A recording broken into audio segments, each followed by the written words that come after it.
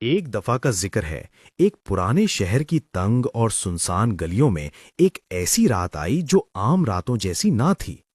آسمان پر سیاہ بادل چھائے ہوئے تھے، چاند بادلوں کے پیچھے کہیں گم ہو چکا تھا اور گلیوں میں گہری خاموشی پھیلی ہوئی تھی۔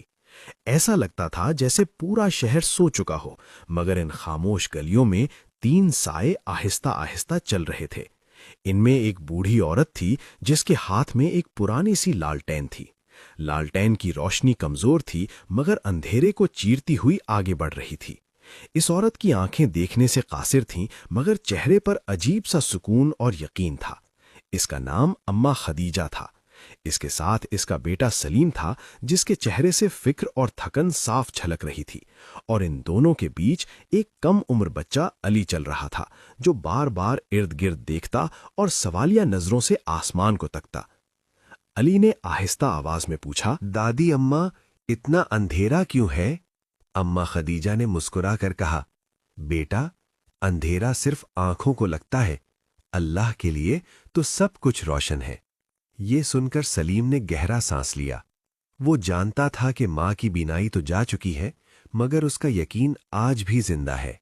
دن بھر وہ کام کی تلاش میں مارا مارا پھرتا، کبھی مزدوری مل جاتی، کبھی خالی ہاتھ لوٹنا پڑتا۔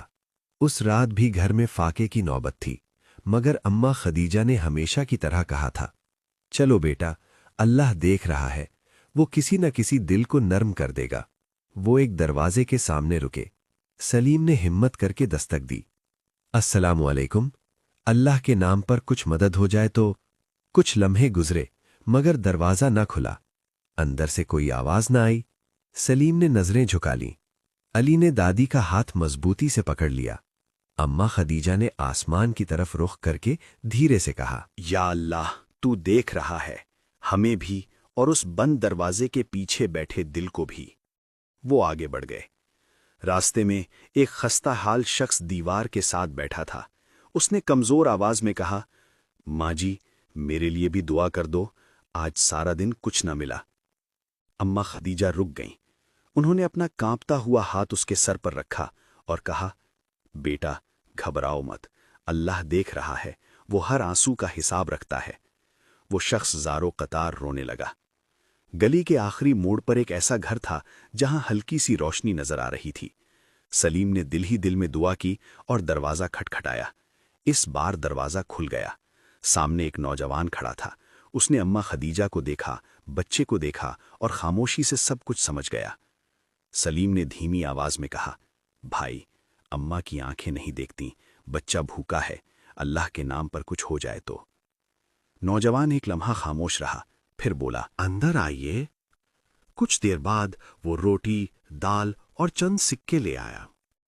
یہ رکھ لیجئے اور میرے لیے دعا کیجئے گا۔ اماں خدیجہ کی آنکھوں سے آنسو بہنے لگے۔ انہوں نے دونوں ہاتھ اٹھا کر کہا، یا اللہ، جس نے ہمیں دیا ہے اس کے دل کو کبھی اندھا نہ کرنا۔